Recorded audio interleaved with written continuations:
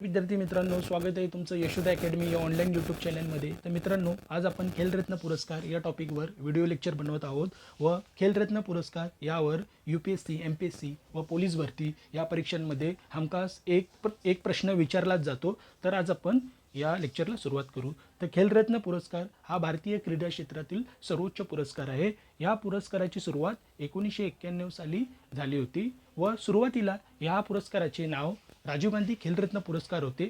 पण 2021 साली केंद्र शासनाने या पुरस्काराचे नाव बदलून मेजर ध्यानचंद खेलरत्न पुरस्कार असे करण्यात आले आहेत. तर कोण आहेत हे मेजर ध्यानचंद? तर मेजर ध्यानचंद हे प्रसिद्ध हॉकीपटू होते व त्यांना हॉकीचे जादूगर असेही म्हटले जाते. तर हा पुरस्कार कोण देतं?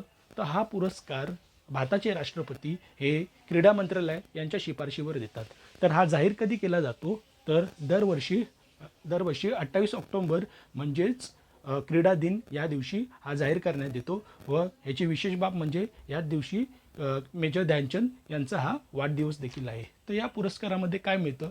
तर या पुरस्कारामध्ये विजेत्यांना एक मेडल मिळतं, एक सर्टिफिकेट मिळतं आणि त्यासोबत 25 लाख रुपयाची राशी देखील मिळते.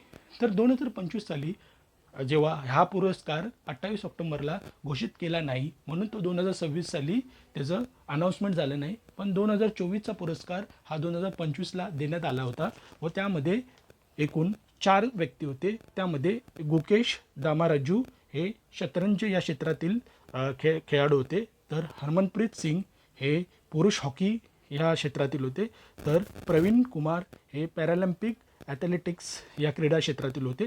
तर मनू भाकर हे शूटिंग या क्रीडा क्षेत्रातील होते व ह्या सर्वांना आपल्या देशाच्या राष्ट्रपती यांनी 17 जानेवारी 2025 रोजी हे पुरस्कार प्रदान केले.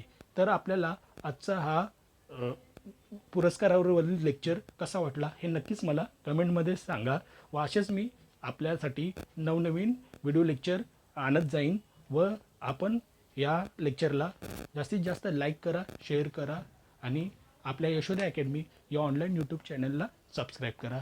जय हिंद, जय महाराष्ट्र.